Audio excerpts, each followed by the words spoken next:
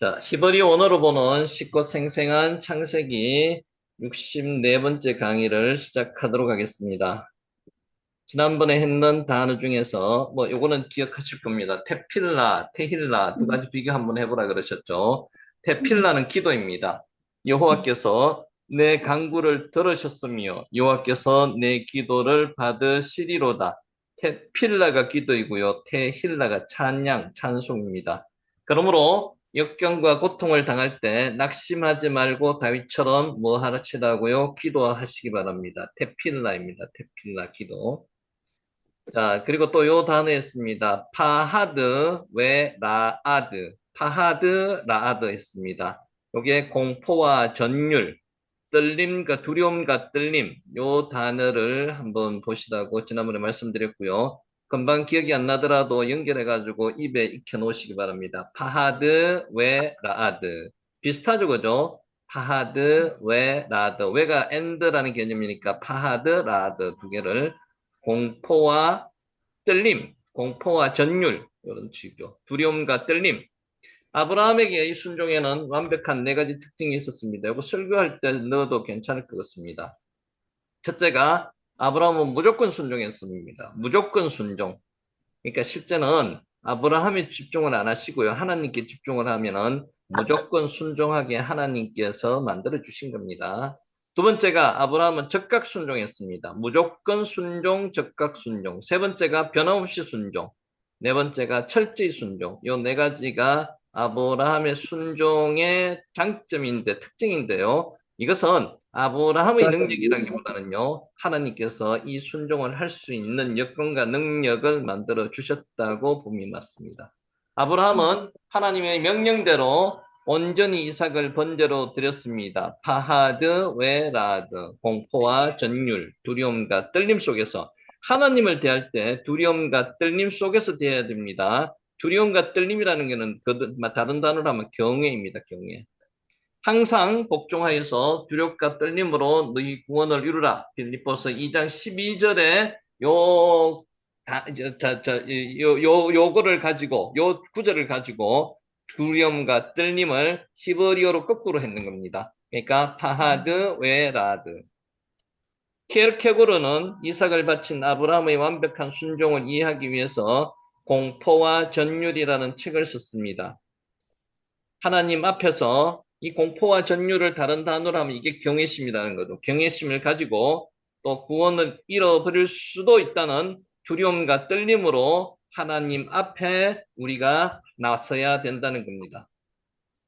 아까 앞에서 테필라 했죠. 그 테필라가 기도라면 테힐라는 찬양입니다. 하나님이 자신의 힘인 줄 아는 사람은 항상 기도하여서 산다는 거죠. 다윗은 기도 응답을 받고 하나님을 찬양했습니다. 테힐라, 테힐라 찬양대라고 교회에 그런 이름을 지은 찬양대를 부르는 것을 봤습니다. 테힐라. 그의 마음의 소원을 들어주셨으며 그의 입술의 요구를 거절하지 아니하셨나이다. 시편 21편 2절 말씀입니다. 테힐라가 찬양입니다. 자주 반복하다 보면은 머릿속에서는 금방금방 떠오르지 않더라도 이제 감이 잡히죠, 감이.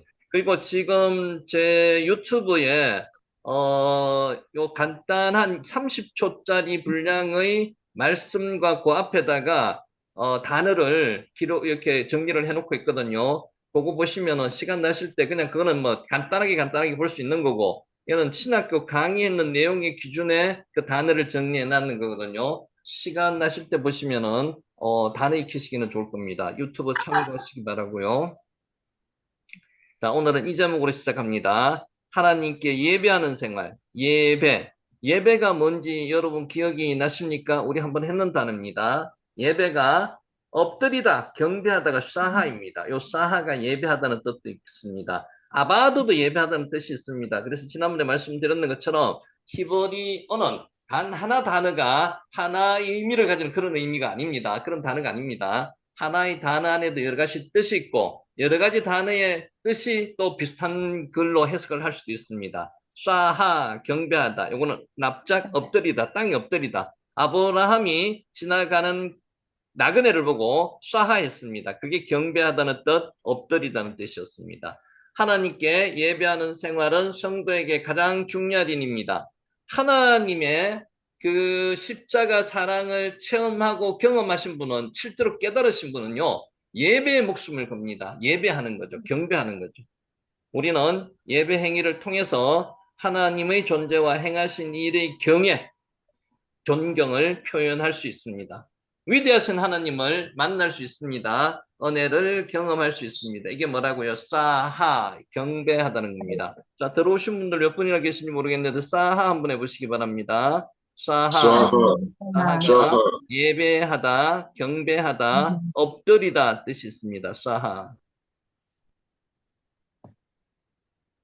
자, 요 다 넘어갑니다. 예배는 하나님을 하나님으로 인정하는 가장 기본적인 행위입니다. 그래서 우리가 예배를 드릴 때 형식적으로 드리는 예배는 이제 그만둬야 됩니다. 정말 진정으로 하나님을 나의 구원자로, 나의 구세주로 예배를 드려야 된다는 거죠. 예배는 하나님을 하나님으로 인정하는 가장 기본적인 행위입니다. 이게 실제로 남들이 보기에 느껴집니다. 나만 그런 게 아니고요. 그래서 이 마음이 중요하다는 거죠. 예배는 사하, 피조물인 인간의 당연한 의무이며 동시에 영광스러운 특권입니다. 하나님의 자녀가 아닌 사람들은 예배를 드리지 않습니다. 하나님의 자녀들의 특권입니다. 하나님은 올바른 예배를 드릴 수 있도록 성막과 성전을 세우셨습니다. 사람들에게 예배 드리는 방법을 또 자세하게 가르쳐 주셨습니다. 사하, 경배하다입니다.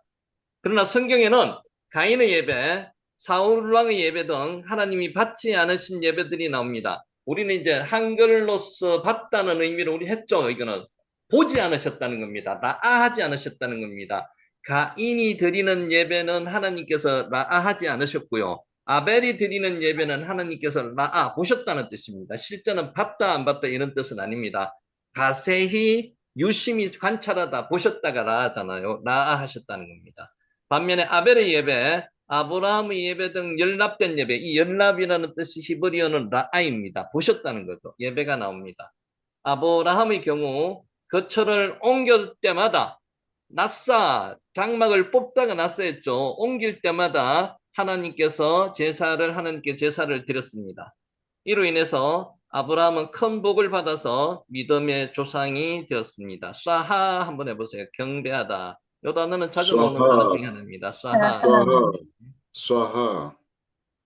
아버지께 참되게 예배하는 자들은 영과 진리로 예배할 때가 오나니 곧 이때라. 아버지께서는 자기에게 이렇게 예배하는 자들을 찾으시느니라. 하나님은 영이시니 예배하는 자가 영과 진리로 예배할지니라. 요한복음 4장 23절 24절 말씀입니다. 쏴하. 우리가 예배해야 할 하나님은 영이십니다. 우리 하나님이 형상대로 사람을 창조하셨다고 할 때 하나님의 형상은 모양, 이미지가 아니고요. 특성이라고 성품이라고 말씀드렸습니다. 그 중에 하나가 5가지 중에 영이신 하나님, 영입니다. 영. 하나님은 영과 진리로 예배하는 자가 있는지 찾으시다가 백부장 고넬료를 보내셨습니다. 고넬료는 로마 군인이었지만 하나님을 경외하는 사람이었습니다. 야레. 그는 하나님의 지시를 받고 베드로를 모시고자 사람을 보낸 후에 예배를 준비했습니다. 쏴하. 그의 친척과 가까운 친구들을 모아서 기다렸습니다. 사도행전 10장 24절 말씀이고요. 베드로가 오기 전에 이미 예배 준비를 마쳤습니다. 이게 예배의 기본입니다. 예배를 시작하기 전에 예배 준비를 마치고 시작해야 됩니다. 헐레벌떡 예배 안 됩니다. 베드로가 들어오자 고넬료는 베드로를 맞아 발 앞에 엎드려, 이게 엎드리다가 쏴하거든요. 엎드리다, 예배하다 동일한 단어입니다. 절을 했습니다. 고넬료는 설교자에 대한 존경심을 가지고 있었고요. 하나님의 말씀을 듣고자 하는 열망을 가지고 있었습니다. 그러면 이렇게 준비된 예배 중에 어떤 은혜가 임할 거야? 당연히 이렇게 준비된 예배는 하나님의 은혜가 임합니다. 이에 대해서 성경은 말씀하고 있습니다. 이렇게 베드로가 이 말을 할 때에 성령이 말씀 듣는 모든 사람들에게 내려오시니 베드로와 함께 온 할례 받은 신자들이 이방인에게도 성령 부어 주심으로 말미암아 놀랐습니다. 이런 방언을 말하며 하나님 높임을 들음이르라. 저 사도행전에 나오는 초창기에 나오는 귀의 성령 강림하심이 이방인에게도 나타났다는 거죠. 사도행전 10장 44절 46절입니다. 샤하 경배하다 뜻이고요. 엎드리다 경배하다. 예배의 모범을 보여준 한 사례는 베레아 성도들이었습니다. 그들은 회당을 찾아온 바울의 설교를 들었습니다. 성경은 그들의 모습을 이렇게 전하고 있습니다. 베레아에 있는 사람들은 데살로니가에 있는 사람들보다 더 너그러워서 간절한 마음으로 말씀을 받고 이것이 그러한가 하여 날마다 성경을 상고함으로 사도행전 17장 11절 말씀입니다. 여러분 우리가 히브리어로 성경을 보고자 하는 의도 중에도 이런 게 있습니다. 이 단어가 적정하게 쓰여 있는지 이 말씀을 상고하기 위해서 단어의 뜻이 필요하다는 거죠. 바울이 3차 전도 여행 중 드로아에서 1회를 머물며 말씀을 전했습니다. 밤중에 바울이 밤중까지 강론을 계속했습니다. 이때 무슨 사건이 있었죠? 유두고가 예배 중에서 3층에서 떨어져 죽었습니다. 실제로 목이 부러졌으니까 완전히 죽었어야만 됩니다. 그런데 바울이 유두고를 살려냈습니다.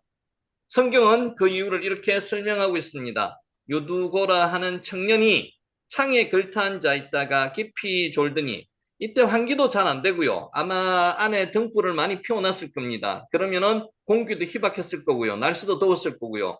창문에 걸터 앉아 있다가 약간 시원한 바람에 잠을 졸았다는 거죠. 그래서 떨어졌다는 겁니다. 바울이 강론하기를 더 오래 하며 졸음을 이기지 못하여 3층에서 떨어지거늘 일으켜 보니 죽었는지라. 사도행전 20장 9절 말씀입니다. 졸음은 자연스러운 생리적인 현상입니다. 그렇지 않습니까? 근데 이 자연스러운 생리적인 현상을 우리는 예배 전에 미리 조절을 해 놓아야 됩니다. 그래서 토요일 날 경건하게 빨리 잠자리에 들어서 이런 현상을 주일날 발생되지 않도록 해야 된다는 거죠. 예배 드리기 전에는. 사람은 누구나 피곤하면 졸게 됩니다. 성경은 유두고가 졸았다는 것보다 창에 걸터 앉아 있었다는 사실에 문제가 있었음을 밝히고 있습니다. 쏴하. 창에 걸터 앉은 자세로는 절대로 하나님을 만날 수가 없습니다. 여러분, 하나님을 만나기 위해서는요, 우리의 어떤 간절함이 있어야 됩니다. 그래야지 하나님께서 그 간절함을 보고 찾아오셔서 만나 주십니다. 어중간하게 걸터 앉은 자세로는 하나님을 제대로 섬길 수가 없습니다. 예배는 하나님과의 만남입니다. 그러므로 경외심을 표현하는 태도가 필요합니다. 샤하, 경배하다는 뜻이고요. 예배 시간을 지켜야 합니다. 예배 시간 전에 미리 도착해서 기도하며 마음을 정돈해야 합니다. 여기서 더 중요한 게 뭔지 아십니까? 예배를 드리는 분들만 그러는 게 아니고 예배를 정말로 앞에서 인도하시는 분들, 목사님들 예배 시간 이전에 준비가 되어 있어야 한다는 거죠. 그만큼 예배가 중요하다는 거죠. 헐레벌떡 절대는 안 됩니다. 예배 시간에는 핸드폰 벨이 울지 않도록 해두어야 합니다. 하나님이 우리를 위해서 십자가에 목숨을 버리시면서까지 돌아가셨다는 사실을 체험한 사람들은 핸드폰 벨이 울리도록 하지 않습니다. 그리고 예배가 시작되면 다른 생각을 하지 말고요. 오로지 예배만 집중해야 합니다. 마음을 다하여서 기쁨으로, 간절함으로, 감격함으로 찬양하고 간절한 마음으로 기도해야 합니다. 이게 예배자의 자세입니다. 설교를 들을 때 귀를 기울여 나에게 주시는 하나님의 말씀으로 받아들여야 합니다. 이런 성도들의 마음이 있으면요. 준비하는 사람은 어떤 마음을 가져야 됩니까? 이런 마음을 당연히 가지게 되는 거죠. 그렇지 않습니까? 샤하, 예배하다, 경배하다. 헌금을 드릴 때는 인색함으로나 억지로 하지 말고 즐겨내야 됩니다. 기쁨으로 내야 됩니다. 예배가 끝나기 전에 나가지 말고 끝까지 최선을 다해야 됩니다. 이 하나님을 만나는 시간입니다. 하나님의 말씀을 듣는 시간입니다. 하나님은 형식적인 예배는 기뻐하지 않으십니다. 근데 지금 현대인들은 너무 형식적인 예배를 드리고 있고요. 우리 앞에서 예배를 집례하시는 목사님들도 나름대로 형식적인 예배에 흘러갈 가능성이 높습니다. 그래서 우리는 미리 이것을 공부함으로써 예배는 그래서는 안 된다는 거죠. 예배는 땅에 엎드려서 하나님의 경외감을 가지고 하나님을 정말 떨림과 두려움으로 하나님의 말씀을 대해야 됩니다. 하나님은 마음의 정심을 보십니다. 그러므로 겉으로 화려한 예배를 드린다 해도 마음이 하나님께 행하지 않으면 의미가 없습니다. 화려한 게 중요하지 않습니다. 앞에 성도가 하나도 없이 혼자서 예배를 드리더라도 하나님이 앉아 계시기 때문에 그 예배는 하나님께 드리는 예배가 된다면요, 동요하지 않습니다. 주눅 들지 않습니다. 괜찮습니다. 예배를 어떻게 드리느냐에 따라서 우리 신앙의 생활과 삶의 성패가 좌우됩니다. 예배에 성공하면 삶에 성공을 합니다. 예배에 성공하시는 저와 여러분이 되시기를 예수님의 이름으로 축원하면서 오늘 말씀을 시작하도록 하겠습니다. 자, 간단하게 복습합니다. 원어 위주로 복습을 할 테니까 귀에 좀 익혀 놓으시고요.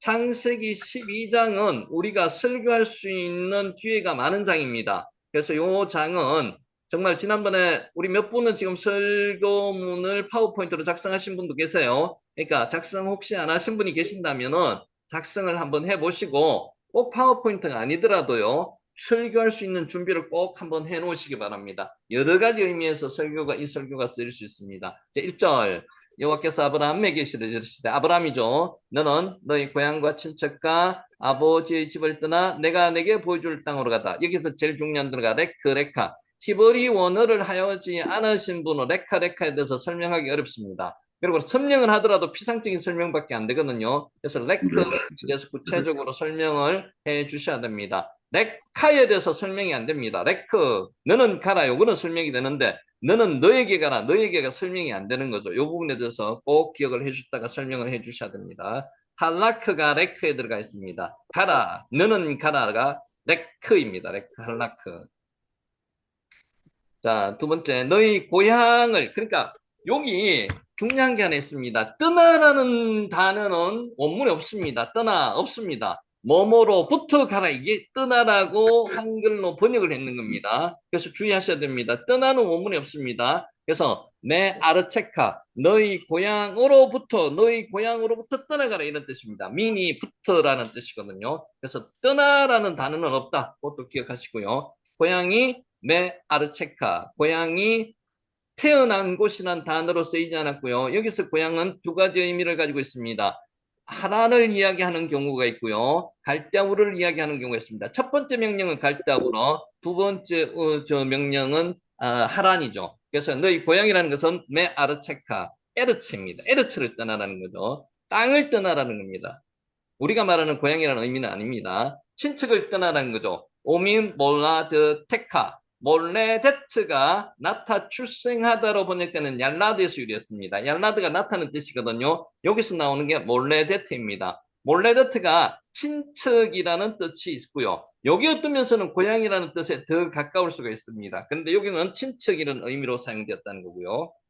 자, 몰레데트, 친척입니다. 몰레데트. 얄라드에서, 그러니까 몰레데트가 처음에 이렇게 어원을 생각 안 하고 보면 어려운데, 얄라드라는 단어를 생각하면 크게 어렵지 않습니다. 얄라드, 나타나는 단어에서 나왔다는 거죠, 어원이. 자, 아버지의 집. 그러니까, 몰레데트도 마찬가지고요. 몸으로부터 가라는 게, 그거는 한글로 번역을 떠나라고 번역을 했는 겁니다. 아버지의 집. 우미베트 아비카, 아버지의 집으로부터 떠나라는 겁니다. 고향과, 이게 고향이라는 건 땅이죠, 그죠? 그리고 친척과 몰레데트, 그리고 아버지의 집, 우미베트 아비카, 세 가지를 떠나가라는 겁니다. 실제로 떠나가라는 게 아니고, 뭐뭐로부터 가라는 이런 뜻으로 원문은 되어 있다. 그렇게 기억하시고요. 자, 6절, 내가 내게 보여줄 땅으로 가라는 겁니다. 하나님께서는 어디라고 말씀도 하지 않으셨고요. 앞으로 보여줄 땅으로 가라는 겁니다. 그래서 가나안이라고 기록되어 있는 것은 후대의 아브라함의 이야기가 아니고요. 모세가 그렇게 기억했을 가능성이 높은 거죠. 실제는 어떤 땅인지 모르지만은 그 땅입니다. 땅에 하가 붙어 있거든 하 아르처라는 거죠. 그 땅. 하나님은 아시지만은 아브라함은 모르는 그 땅을 이야기하는 겁니다. 엘 하 아르처 아세르 아레카 보여줄 바로 그 땅으로 가라는 겁니다. 의미가 그냥 한글로 볼 때는 풍성합니다. 보다는 뜻이고요. 이 보다는 뜻이 아까 뭐라 그랬죠? 노아가 술 먹고 벌거벗고 있을 때 함이 들어가서 노아를 볼 때 라였습니다. 그냥 보는 게 아니고요. 자세히 면밀하게 관찰하는 게 나라고 그랬습니다. 다는 뜻도 한 번씩 생각을 깊이 한번 해보시기 바라고요. 2절, 내가 너로 큰 민족을 이루고, 이제 7가지 복 중에서 첫 번째 복이 큰 민족을 이루는 겁니다. 여러분, 들어가기 전에 그것도 한번 생각해 보셔야 됩니다. 아브라함이 하나님께서 이제 복을 주시겠다 7가지 복이 나오는데요. 그 고향과 친구가 아버지의 집을 떠나가라고 말씀하시는 게 순순히 순종이 되었을까요? 그만큼 믿음이 있었을까요? 그 이전에 뭐가 있었는가 하면요. 그 성경에는 구체적으로 기록하지는 않지만은 아브라함이 떠나갈 수밖에 없는 상황을 하나님께서 만드셨다는 겁니다. 그게 뭡니까? 우리는 뭐는 고난과 시련을 하나님께서 미리 준비하셨다가 그 고난과 시련 속에서 아브라함에게 명령이 내렸을 때 아브라함이 순종했다는 거죠. 아브라함 자체적으로 믿음이 그만큼 있었던 사람이 아닙니다. 어떤 면에서는 하나님께서 모든 것을 하나님의 열심으로 지금 아브라함을 믿음의 조상으로 만들어 가시는 거예요. 그래서 창세기 12장 1절을 읽을 때 아브라함의 믿음을 보시지 말고요. 창세기든 뭐 어떤 성경의 모든 사람의 믿음은요. 하나님의 열심을 보셔야 된다고 말씀을 드립니다. 그래서 내가 너로 큰 민족을 이루고 왜 에시카, 레고이, 까돌 큰 민족을 애기도 하나도 못 낳는데 큰 민족을 이루게 한답니다. 떠나가야 될 상황이 뭐죠? 사라가 성녀라는 거, 아카르, 아기를 못 낳는다는 거, 그리고 아들 중에 하란이 아버지 면전에서 아버지보다 먼저 죽었다는 거, 우상 숭배하는 문화에서는요, 특히 아브라함의 아버지 데라는 우상을 팔았던 자로 전성에는 기록되어 있기 때문에 전 우상을 더 이상 팔 수 없는 그런 조건에서 옮길 수밖에 없는 조건에서 하나님 이 명령이 있어서 옮겼다. 이런 식으로 이해되면 2가지는 조건이 나오죠. 좀 더 이해하기가 쉽다는 겁니다. 자, 내가 너로 큰 민족을 이루고 2번째가 내게 복을 주어. 왜 아바레크카. 여기서 내게 복을 주어 이름을 창대케 하다 이런 뜻으로 연결됐다는 게 아니고 끊긴다고 말씀을 드렸습니다. 내게 복을 주는 거 하나. 그리고 내 이름을 창대케 하는 거 하나. 여기서 2절에 복이 4가지가 나온다. 앞에서 설명을 드렸기 때문에 구체적인 말씀을 안 드립니다. 3번째 복이 내 이름을 창대케 하라는 것은 요 명예에 대한 복. 와, 아, 갓델나, 쉐메카. 이름을 창대케, 이름을 크게 한다는 뜻이죠. 자, 까달, 위대해지다, 크다라는 뜻입니다. 크다, 큰 이런 뜻이 위대해지다는 동사로도 사용이 된다는 거죠. 까달, 쌤이 이름이고요. 자, 이제 너는 복이 될지라. 와, 예, 허, 빼레카. 네 자체가 복이 된다는 거죠. 이 복은 엄청난 복입니다. 다른 복이 하나님을 주어로 하나님께서 주시는 복으로 가진다면 이 복은 아브라함 자체가 주가 되는 겁니다. 하나님께서 복을 아브라함 자체에게 주셨다는 겁니다. 그래서 복의 원천이라고 말씀하시는 게 여기서 나온다는 거죠. 복의 근원이라고 개역 성경에는 의역을 해놨습니다. 자, 3절. 너를 축복하는 자에게는 내가 복을 내리고 너를 저주하는 자에게는 내가 저주하리니 땅의 모든 족속이 너로 말미암아 복을 얻을 것이다. 이렇게 가지고 1끝까지 복이 왜 7가지가 나왔어요? 7이 완전 숫자라 그랬죠. 완전한 복을 하나님께서 주셨다. 이런 의미로서 7가지 복을 해석할 수도 있습니다. 와, 이 바라케 메 바라케카. 내가 너를 축복하는 자에게는 내가 복을 내리고 여기 복수라 그랬습니다. 축복하는 자들에게 복을 주겠고 저주하는 자들은 단수라 그랬습니다. 하나하나의 하나님께서 저주를 도덕적인 저주를 하는 사람들에게까지도 법적인 저주를 하나님께서 하시겠다고 말씀을 드렸습니다. 여기 지금 방금 나오는 거예요. 너를 저주하는 자에게는 내가 저주하니니 무메 칼르레카 아오르 여기에 칼날이 도덕적 저주이고요.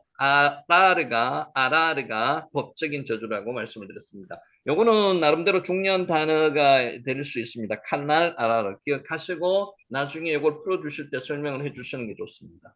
칼날, 아라르. 칼날 한번 해보시죠. 칼날. 여기에 칼날, 칼날, 저주 두 칼날. 가지가 저주하던데 하나는 도덕적인 저주고요. 하나는 법적인 저주입니다. 자, 땅의 모든 족속이 너로 말미암아 복을 얻을 것이다. 여기서 중요한 것은 너로 인하여가 요 백화가 내 안에 이런 뜻으로도 해석이 될 수 있다고 원어를 볼 수 있는 사람만이 알 수 있는 겁니다. 인유라고 번역을 할 수 있습니다. 인유가 뭡니까? 네 안에서 태어날 예수 그리스도 이 뜻을 포함하고 있다는 것입니다. 미시파하흐 족속입니다. 미시파하흐. 자, 4절. 이에 아브라함이 여호와의 말씀을 따라갔습니다. 아브라함은 여호와의 말씀을 따라갔습니다. 그러니까 말씀을 직접 받은 사람이 누구예요? 아브라함. 롯은 말씀을 받지 않고 말씀을 받은 아브라함을 따라갔습니다. 누구와 친구를 사귀는 것도 중요하고 누구를 만나는 것도 중요한데요. 여기서 하나님과의 만남은 직접적인 만남이 돼야 됩니다. 그래서 롯도 하나님과의 만남이 있어야 되는데 롯은 하나님과의 만남이 없이 아브라함을 따라갔다는 게 문제가 되었다는 거죠. 이때가 아브라함 나이가 75세였습니다. 자, 됐고요. 롯도 그와 함께 갔으며 와 엘레크 이토 로트. 이건 지난번에 했기 때문에 그냥 원문만 보고 지나갔습니다. 이때 나이가 아브라함이 75세였고요. 왜 나이를 밝혔느냐 하면 이 사건이 흑우적인 사건이 아니라는 것을 나타내기 위해서 성경은 계속 나이를 밝힙니다. 이스마엘을 낳을 때가 아브라함이 86세, 이삭이 태어나기 1년 전 할례를 행할 때 99세, 이삭이 태어난 때가 100세, 그가 죽을 때기에 175세. 그래서 하나님의 부름을 받고 아브라함은 100년 동안 하나님의 은혜 가운데 살았다는 거죠. 상당히 오래 하나님의 은혜 가운데 살았습니다. 동행했다는 겁니다. 자, 넘어갑니다. 5절 아브람이 그의 아내 사레와 조카 롯과 하란에서 모은 모든 소유와 얻은 사람들을 이끌고 가나안 땅으로 가려고 떠나서 마침내 가나안 땅에 들어갔더라. 이제 지난번에 설명을 한번 드렸습니다. 마침내, 드디어 이런 거는 히브리 원어에는 없습니다. 한글을 번역하다가 번역자들이 어떤 그 감동을 독자들에게 주기 위해서 집어넣은 겁니다. 마침내 이런 단어는 없습니다. 소유와 사람들, 소유가 레쿠시가 레쿠샴이 됐고요. 네페시가 생명이라는 뜻이거든요. 레쿠샴, 소유고요. 한 네페시, 그 사람들이라는 뜻입니다.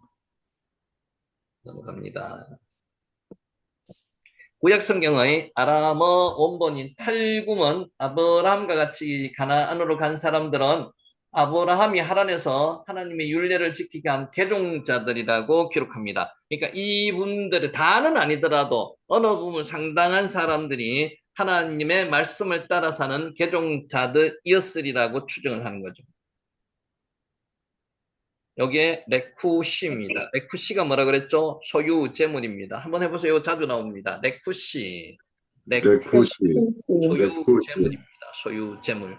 자, 이게 이제 초창기에 처음에 히브리어 단어를 보면 그 단어가 그 단어 같습니다. 근데 이제 지금 정도 되면은 약간의 분별력은 생기거든요. 지금이 중요하거든요. 분별력이 생길 때 그 분별력을 확실히 구분해 주셔야 됩니다. 그냥 그대로 흘려서는 안 되고요. 그래서 자주 눈에 익히셔야 돼요. 그래서 이제 지금 그거를 자주 익히시라고 유튜브에다가 30초 전후로 해가지고 내용을 설명하고 거기 관련된 단어를 앞에다가 적어놨습니다. 여기 쇼츠로 만들어 놨거든요. 계속 하루에 한 3개 내지 4개씩 만들 겁니다. 그렇게 만들어 갈 거니까 그걸 보시면서 그냥 그냥 쇼츠를 우리가 보면은 무의미하게 넘어가거든요. 그렇게 보지 마시고 그걸로 참고해서 단어를 한번 익혀보시기 바랍니다. 레쿠시 소유입니다. 소유.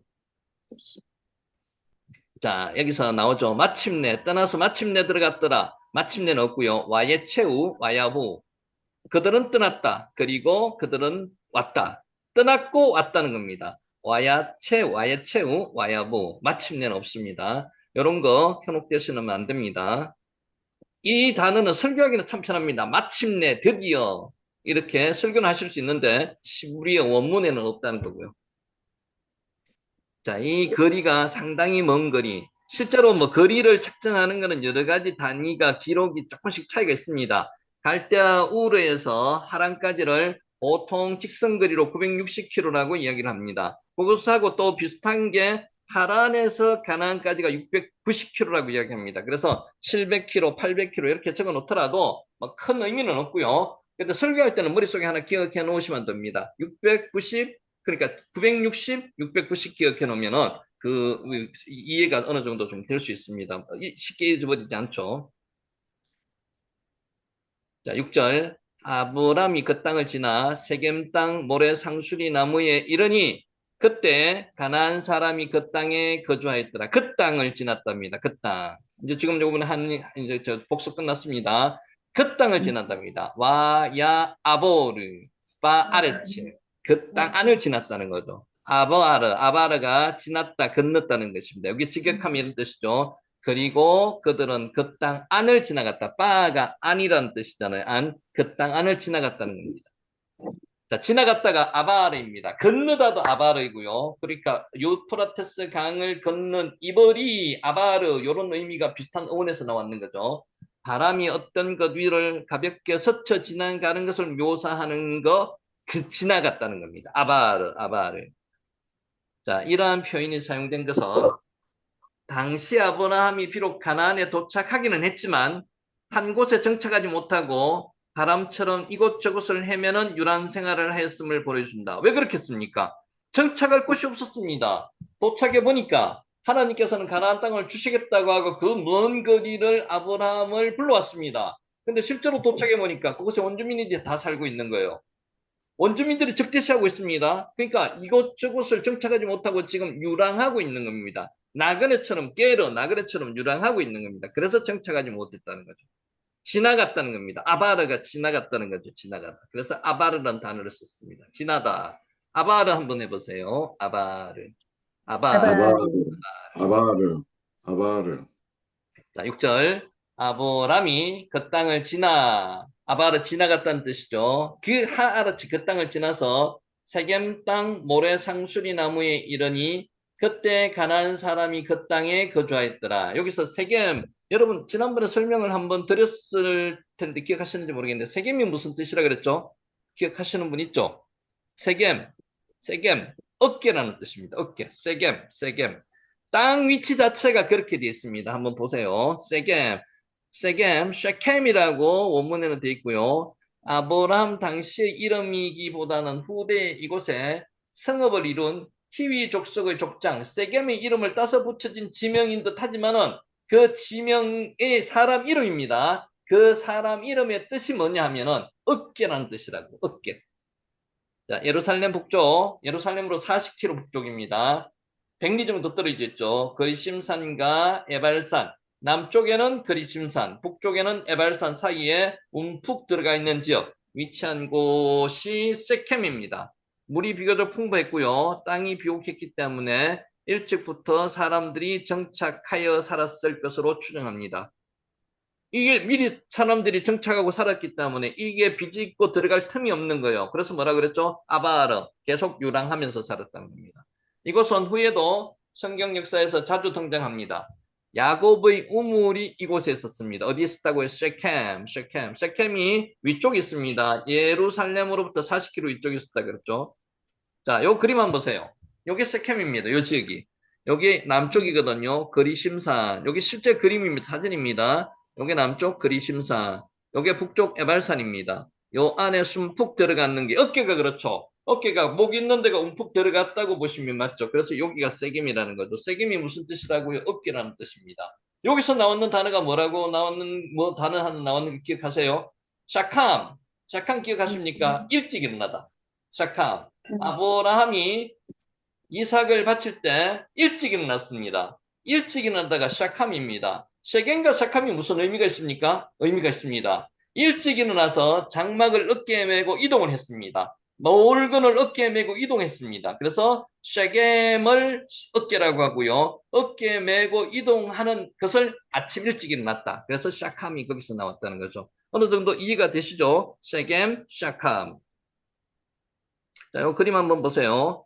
하란의 하란으로부터 야복강을 건너서 에발산과 그리심산 사이에 있는 쉐겜으로 왔습니다. 근데 실제로 그림은 오래됐지만은 이 위쪽으로 다메섹으로 올라갔다가요. 다메섹에서 헬몬산으로 내려왔다가 요렇게 온 거라고 보시면 됩니다. 이건 조금 생략되어 있습니다. 그래서 여기 에발산, 북쪽은 에발산, 남쪽은 그리심산 사이에 쉐겜이 있었고요. 쉐겜 밑에 베델이 있고요. 베델 밑에 여기가 예루살렘 있고 예루살렘 밑에 헤브론이 있습니다. 그래서 예루살렘과 쉐겜과의 거리는 아까 40km, 한 100리 정도 된다고 말씀을 드렸습니다. 이 그림은 참고 한번 하시면 될 것 같고요.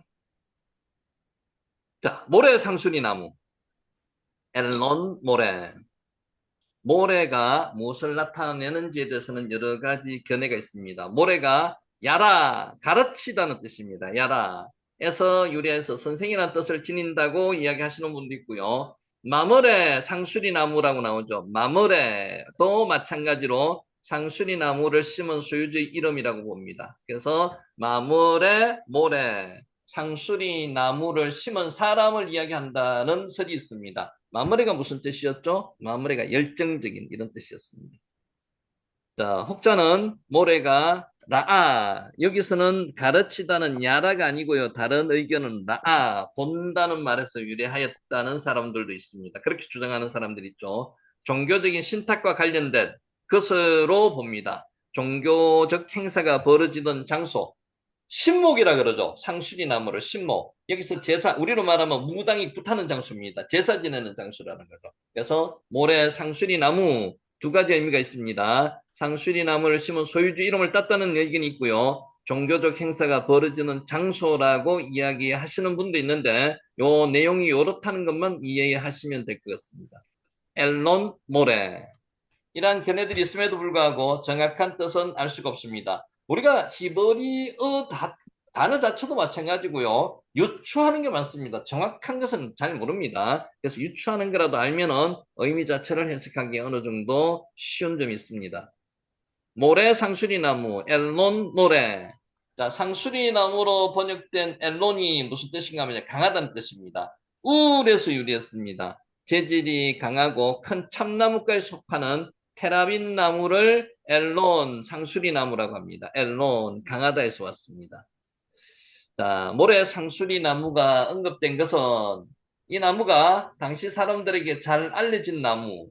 그 당시 지금 이 기록은 누가 하고 있습니까? 지금 창세기 기록은요, 모세가 하고 있습니다. 1400, BC 1400년도에 이제 모세가 지금 하고 있는 거예요. 그래서 그 당시 이야기를 모세가 지금 옮겨놓고 있는 거죠. 성령의 감동에 의해서. 아마 지게표 역할을 했는, 지게표가 뭡니까? 랜드마커. 그 뚜렷한 위치를 설정하기 위해서 그 나타나는 지게표, 지게석, 지게표 역할을 했는 나무라고 봄이 어느 정도 이렇게 맞을 겁니다. 자, 그때에 가나안 사람이 그 땅에 거주하였더라. 왜? 학 케나안이 아저 빠아레츠. 케나안이가 가나안 사람들을 이야기하는 거거든요. 왜? 학 케나안이 아저 빠아레츠. 그때에 가나안 사람들이 그 땅에 거주하였더라. 아즈 그때입니다. 그때는 언제죠? 모세 때가 아니고요. 아브라함 때, 그때를 이야기하는 겁니다. 기록은 지금 모세가 하고 있는 거고요. 자, 지시부사가 사용된 것은 본문이 아브라함 당시 쓰여진 것이 아니라 많은 세월이 흐른 후에 모세에 의해서 쓰여졌다는 것을 보여주고 있는 것입니다. BC 1446년에서 BC 1440년 어간에 쓰여졌다는 거죠. 40년간에. 자, 또한 그 땅에 가난한 사람들이 있었다고 밝힌 것은 아브라함이 이미 원주민이 있었던 가나안 땅에 정착하는 것은 쉽지 않았을 것이라는 거죠. 맞죠? 지금 그래서 정착 못하고 아바르 옮겨 다녔다는 겁니다. 방황했다는 겁니다. 그 땅을 주시겠다는 하나님의 약속을 신뢰하지 않았다면 큰 시험에 빠질 수밖에 없는 매우 나쁜 상황 가운데 있었음을 보여주기 위해서 지금 요 내용을 기록하고 있는 겁니다. 이러한 어려움조차도 믿음의 사람 아브라함을 좌절시키지는 못했다. 저는 표현을 이렇게도 할 수도 있을 것입니다. 이러한 어려움 자체도 믿음의 사람 아브라함을 하나님께서 붙들어 주심으로 말미암아 아브라함은 용기 있게 대처해 나갈 수 있었다. 주가 아브라함이라기보다는 하나님입니다. 저와 여러분이 연약함 속에서 지금 살고 있지만은 하나님이 붙들어 주심으로 말미암아 말씀의 자리에서 말씀대로 살고자 노력하는 것이지 우리 의지대로 산다는 것은 아닙니다. 우리 의가 나타날 때 하나님은 더 이상 역사하지 않으십니다. 우리 의가 아니고요. 하나님의 노력하심으로 우리가 힘을 얻어서 지금 살고 있다는 거죠. 십자가에서 달려 돌아가신 하나님의 그 사랑을 우리가 깨달으면은 하나님 앞에 무릎 꿇지 않을 수가 없다는 거죠. 하나님 앞에 우리가 먼저 무릎 꿇는 게 아니라는 말씀드렸죠. 하나님이 우리에게 십자가에 돌아가시면서 무릎 꿇는 그 체험을, 그 감동을 우리가 체험을 한다면은 우리가 무릎을 꿇을 수 있는 반대입니다. 하나님이 먼저 하셨다는 거죠. 아브라함에게도 마찬가지입니다. 하나님에게 아브라함이 힘 주셔서 할 수 있는 거지 아브라함 스스로가 할 수 있는 것은 아니라는 거죠. 성경을 그런 식으로 보시면 성경이 늘 열려지는 게 아주 크게 열려질 수 있습니다. 자, 본서의 저자 모세가 과거 아브라함이 처한 상황을 굳이 알리는 것은 왜 그렇게 했습니까? 모세가 이끄는 출애굽한 이스라엘 백성들에게 이미 다른 족속이 거주하던 가나안을 정복하는 것은 결코 쉽지 않았다는 겁니다. 아브라함처럼 믿음으로 이를 완수해야 함을 교훈하기 위해서 모세 때 사람들이 가나안을 정복한다는 것은 쉽지 않았습니다. 아브라함이 옛날에 그랬던 것처럼 아브라함처럼 믿음으로 완수해야 될 교훈을 주기 위해서 그랬다는 겁니다.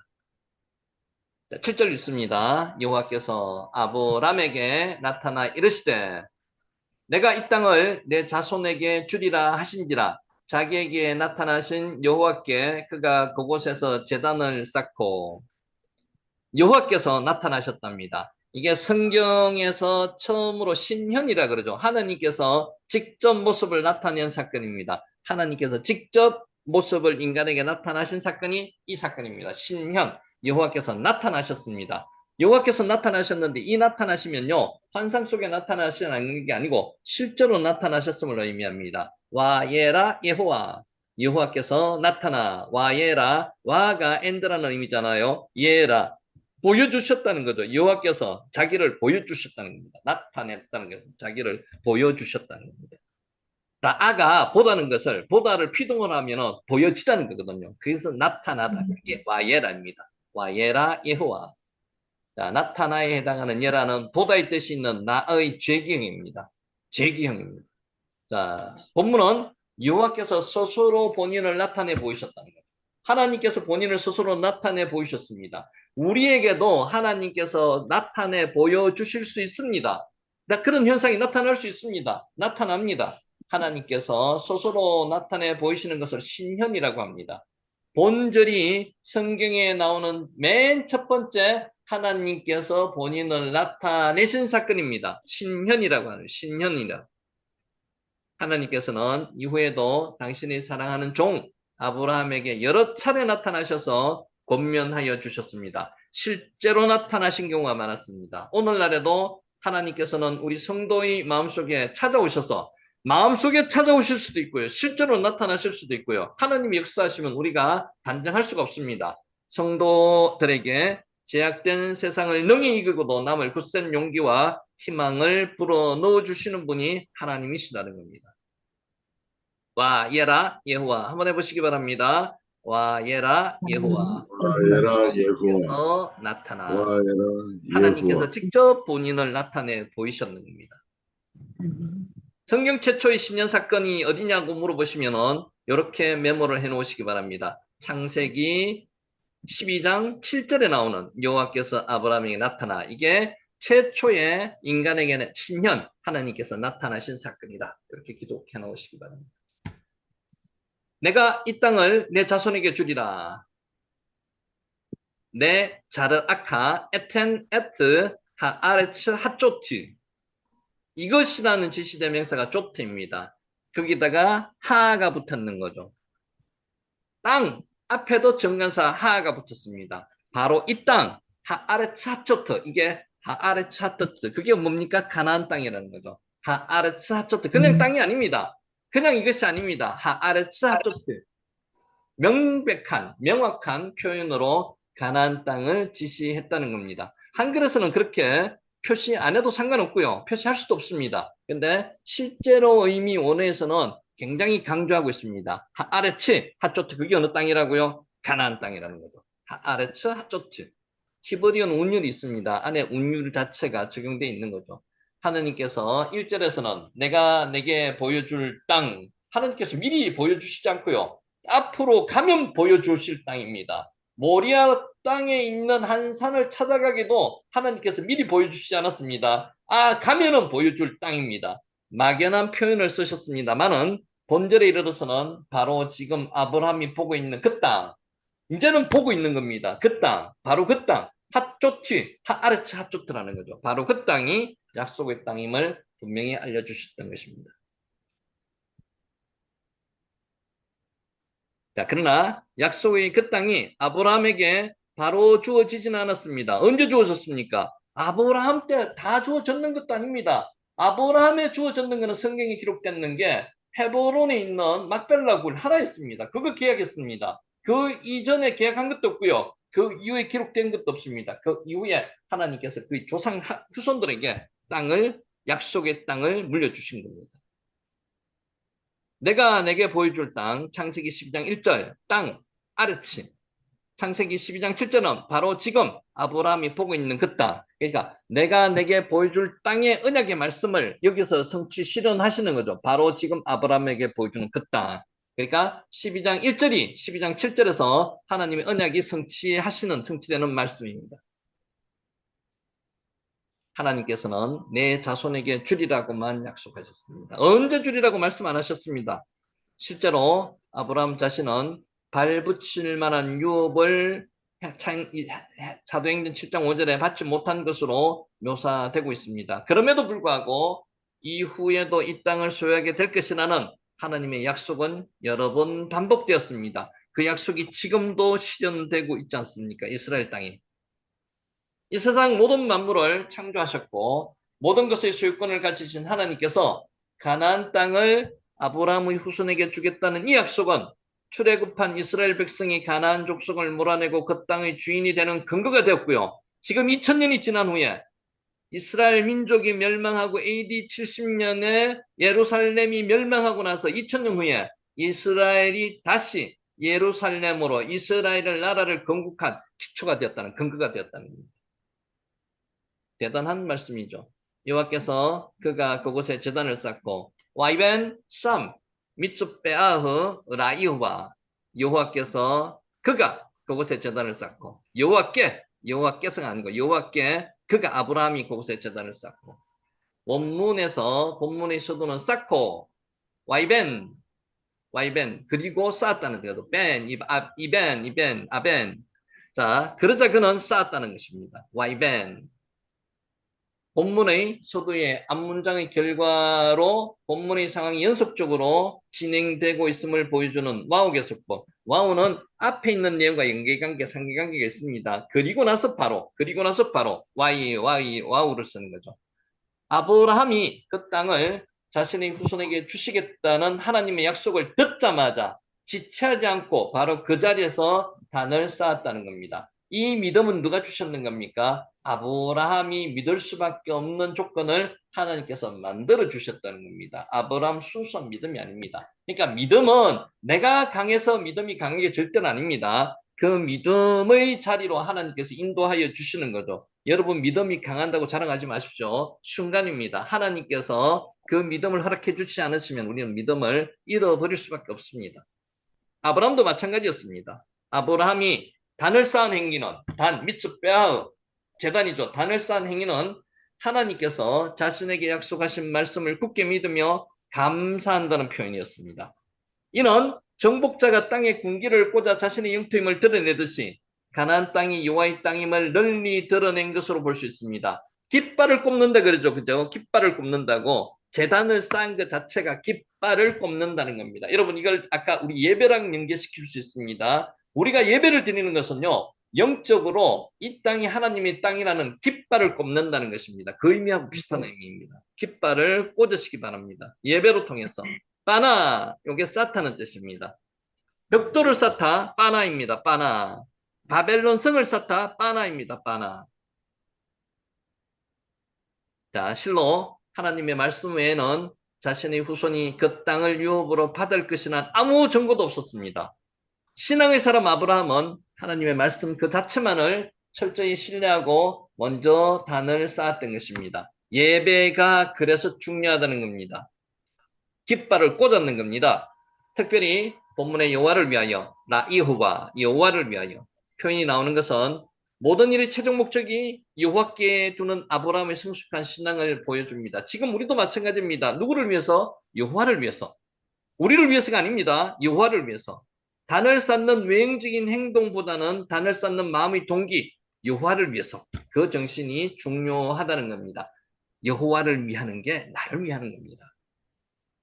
만약 아브라함이 여호와를 위한 것이 아니라 자기 스스로를 위하여 단을 쌓았다면요. 하나님께서 미워하시는 형식적인 신앙 행위에 지나지 않았을 것입니다. 마찬가지입니다. 우리가 예배를 드리는 것이요. 나를 위해서 예배를 드리는 사람이 있습니다. 이것은 하나님이 기뻐하시지 않는 겁니다. 나를 위해서 기도하는 것. 물론 초창기 때는 그럴 수 있습니다. 이제 기도가 성숙되면은 변해야 됩니다. 나를 위해서 기도하는 게 아니고요. 하나님을 위해서 라이어와 그 나라와 그 의를 위해서 기도하고요. 중보, 다른 사람을 위해서 기도하고요. 그러면 하나님께서 우리의 필요한 부분을 알고 미리 하나님께서 조치해 주실 거 되는 거죠. 누구를 위해서? 여호와를 위해서. 라이어와. 자, 같이 한번 해보세요. 라이어와, 라이어와, 라이어와. 여호와를 위해서. 라이어와, 来一个 라이어와.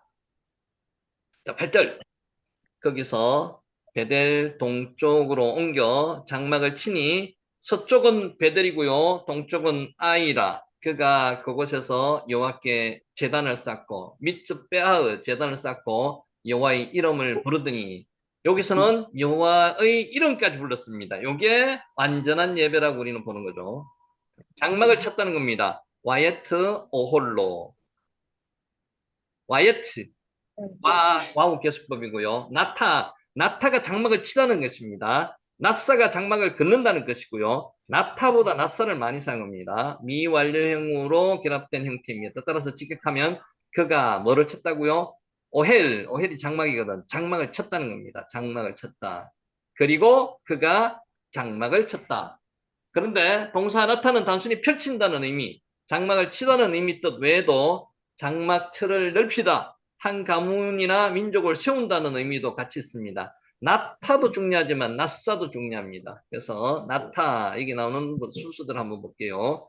아브라함이 가나안 땅에 도착해서 장막을 친 것은 귀가할 곳을 마련하기 위해서 하였던 일이었을 뿐만 아니라 그곳에 하나님께서 자신에게 주신 땅임을 알리기 위해서 그의 근거지를 세운 것이기도 합니다. 아까 깃발 꼽는 거랑 비슷한 의미라고 보시면 됩니다. 장막을 친 것은 귀가하기 위해서라는 조건 자체 그 목적도 있지만은 그거보다는 하나님께서 자신에게 주신 땅임을 알리기 위한 그 근거지를 세운 것이기도 하다는 것입니다.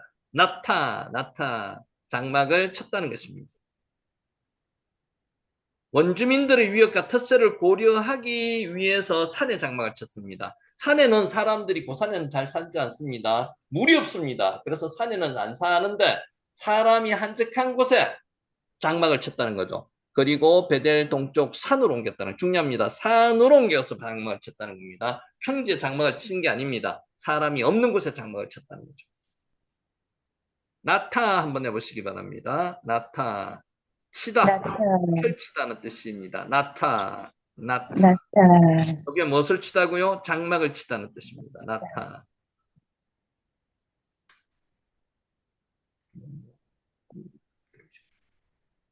자, 베델. 요거는 이제 잘 알죠. 베트엘이 베델입니다. 베트엘. 하나님이 집이라는 거고요. 요거는 뭐 히브리어를 안 하시더라도 어느 정도 아실 거고요. 자, 집이란 뜻이 있는 베트와 하나님이란 뜻이 있는 엘이 합쳐져서 하나님의 집이란 뜻이 가진 지명이 베델입니다. 형의 복수를 피해서 하란으로 도망가던 야곱이 이곳에서 여호와의 환상을 보고 그 이름을 하나님의 집 베델로 고쳤습니다. 그러니까 후대에 고쳤는 거죠. 언제 때? 야곱 때. 이 글을 쓴 모세가 아브라함 당시에 그때는 뭐라고 불렸는가 하면 루스라고 불렸습니다. 루스라고 불리는 것을 굳이 야곱의 사건과 연결시켜서 베델로 언급한 것은 왜 그랬을까요? 이거를 쓸 당시 이스라엘이 약속의 땅 가나안에 들어가기 위해서 광야에서 방황하고 있었기 때문에 베델이라는 지명을 썼다는 거죠.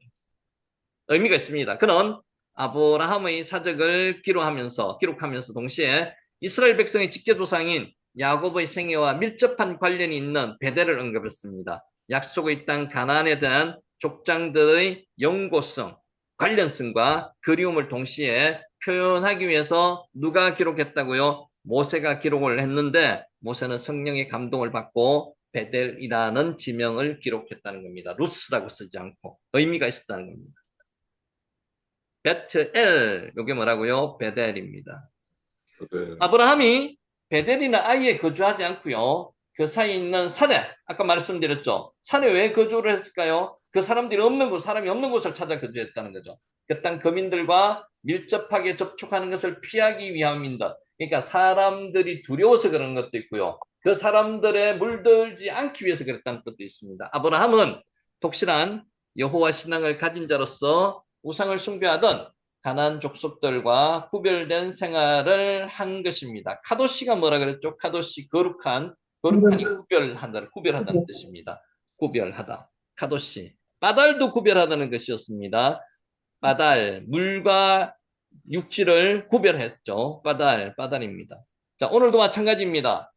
제약된 이 땅에 우리가 살고 있습니다만은 하늘의 본향을 우리는 두었고요. 거룩한 물이 우리는 성도란 이름을 가진 우리들 역시 아브라함과 같이 하나님을 향한 독실한 믿음을 지켜서 세상 풍조에 휩싸이지 않는 성결한 삶을 살아야 된다는 겁니다.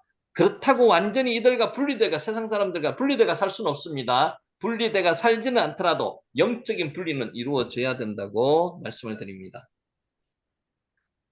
여호와 이름을 부르더니 와 이크라 베셈 여호와 와 이크라 베셈 여호와 창세기 4장 26절에 나오는 내용. 셋이 에노스를 낳을 당시에 그때 여호와의 이름을 불렀더라와 동일한 표현입니다. 자, 한번 읽어볼까요? 와 이크라 베셈 여호와 시작.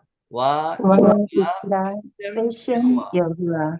창세기 4장 26절에 끝나고 나서 한번 돌아가서 한번 보시기 바랍니다. 기록해 놓으시고요.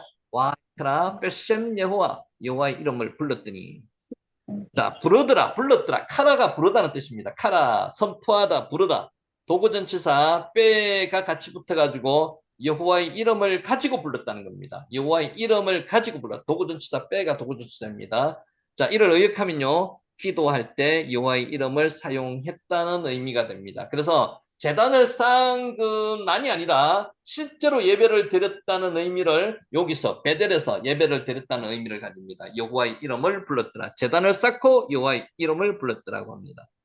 자, 이처럼 아브라함은 이방신이 산재에 있던 가나안 땅에서 단을 쌓은 뒤에 결코 이방신이 이름이 아니라 유일하신 하나님 여호와의 이름을 불러서 자신이 여호와께 속한 사람임을 분명히 했습니다. 카라 와이크라 베셈 여호와. 우리 역시 사단이 왕노릇하는 이 세상에서 불신자와 더불어 생활하고 있지만 아브라함처럼 매일 삶 속에서 여호와의 자녀로서 모습을 당당하게 드러내야만 합니다. 여호와의 이름을 불렀더라. 이게 우리로 말하면 예배라는 겁니다. 예배. 아까 샤하라 그랬죠. 샤하. 예배. 와 이크라 베셈 여호와. 요거는 기억해 놓으시는 게 좋을 것 같습니다. 여호와 이름을 불렀더라. 창세기 4장 26절도 와 이크라 베셈 여호와 여호와의 이름을 불렀더라. 자, 9절 점점 남방으로 옮겨갔더라. 왜 남방으로 점점 옮겨갔을까요? 아브라함이 놀랐습니다. 하나님께서 주시겠다 하는 가나안 땅에 들어왔는데 정착할 곳이 없습니다. 다 이방 민족들이 들어와서 살고 있는 거예요. 그래서 낮은 저지대, 물이 있는 저지대에 초장이 있는 저지대에 정착도 못했습니다. 산에 장막을 쳤습니다. 나타, 산에 장막을 쳤습니다. 왜?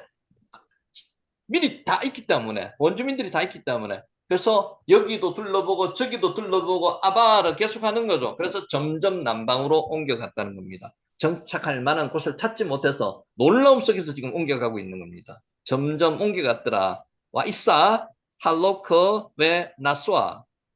여기서 중요한 단어가 납니다. 뽑다라는 원뜻을 지녔을 뿐만 아니라 장막의 맘뚝을 뽑다, 이주하다 의미를 가진 게 뭐라고요? 나사입니다. 나사.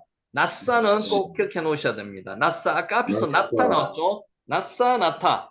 장막을 친다는 게 나타였고요. 장막을 거둔다는 게 나사였습니다. 장막의 말뚝을 뽑다. 자, 문장 초도와 끝부분에 두 번 다 긋다라는 의미가 있는 할라크가 그 중간에 나옵니다. 나사가 지금 두 번 사용되었다는 거죠, 여기. 나사가 무슨 뜻이라고요? 장막의 말뚝을 뽑다가 나사입니다, 나사. 자, 나타는 단순하게 펼친다. 장막을 치다. 뜻 외에도 장막 틀을 넓히다. 한 가문이나 민족을 세운다. 앞에서 나왔습니다. 이런 뜻을 가진다고 이야기를 했고요. 자, 할로크나 왜 나수아는 행동의 계속성을 강조하는 부정사 절대형으로 쓰였습니다. 동일한 단어 나사가 두 번 나옵니다. 유사한 단어가 할라크가 한 번 나오고요.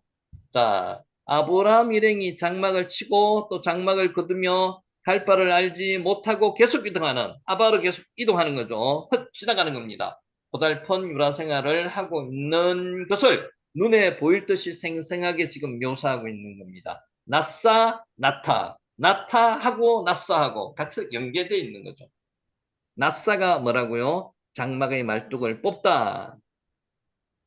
자, 장막을 거두고 이동하고 계속해서 장막을 거두고 이동하는 유랑의 생활이 반복되는 것을 히브리 원어로 잘 나타낸 구절이 점점 남방으로 옮겨갔다. 와 이사 할로커 왜 나쏘아.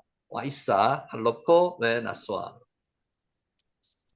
자, 고달픈 유란 생활을 주시하는 이유는 무엇입니까? 하나님을 의지하고 믿을 수밖에 없게 하기 위해서 하나님께서 이와 같은 환경을 만들어 주시다는 거죠. 여러분 한번 생각해 보세요. 가나안 땅에 딱 들어왔는데 아무 어려움도 없고 물도 초장도 아주 풍부한 곳이었다. 그러면 하나님 의지겠습니까? 아닙니다. 그게 복이 아니라는 거죠. 우리가 지금 나름대로 시련과 고통 속에서 살고 있으면서 하나님께 좀 더 가까이 가고 있는 것은 복이라는 겁니다. 하나님께서는 그렇게 하기 위해서 아브라함을 훈련시키셨듯이 저와 여러분도 하나님의 은혜 가운데 훈련시키시고 있는 과정이라고 믿으시기 바랍니다. 아멘. 이게 뭐라고요? 나싸, 맞다. 나싸, 나싸, 나싸. 이동하다. 말뚝을 뽑다.